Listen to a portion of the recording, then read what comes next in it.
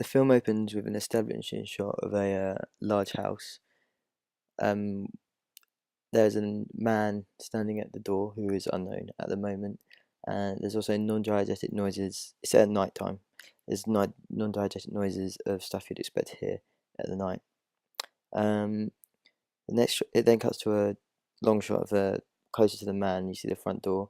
You can see he's got a 1940s style hat on and a long trench coat. Well, he knocks on the door, and a woman answers. She sort of makes it clear that she's been expected him, and she's wearing a sort of silk dressing gown that's white, so that suggests innocence. She invites him in.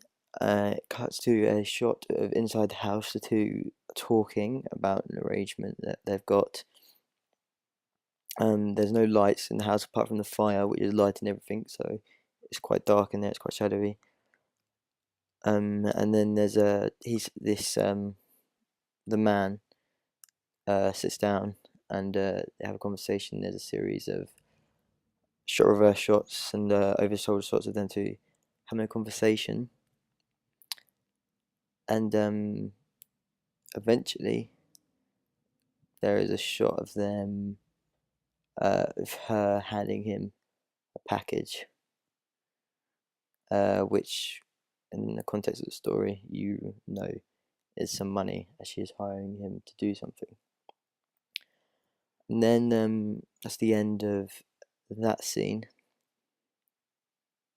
The next shot is another establishing shot of two buildings with an alleyway in between them, and in front of one of the buildings, a lamppost where you see the same detective from detective from the first lot under a Victorian style lamppost.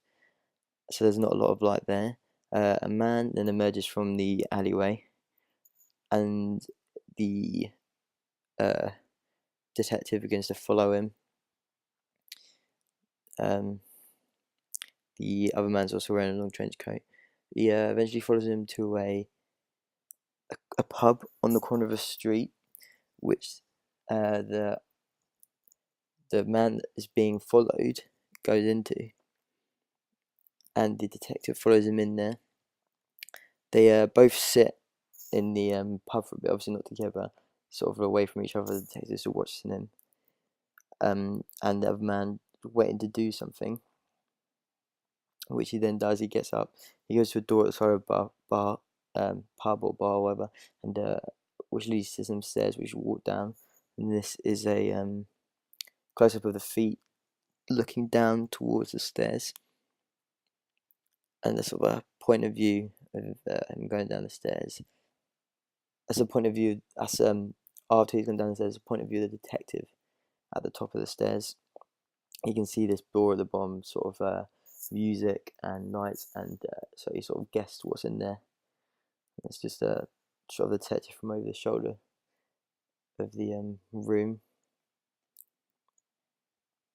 The next scene is it's a shot from outside the house from the beginning, and the man that's being followed is shouting at this woman who is the femme fatale, and he's sort of saying that he knows that she's got someone to follow him, and the shot of the detective looking through the window. He turns up at the house while they're there, and he can sort of see that they're arguing. He looks through the window at him for a bit. He eventually goes in. There's a long shot of all three of them. The house again is dark. It's just light from the fire. The man that got followed, the femme fatale's ex-husband, then pulls out a gun on the detective because he knows that they've been having well, not affair because they're over, but because they've been seeing each other. They then get into a scrap because the ex-husband gets distracted, so the detective managed to sort of like grab him, sort of get the gun off him. And then the ex-husband gets the detective to the floor and is like strangling him, and the femme fatale picks up the gun and shoots Harry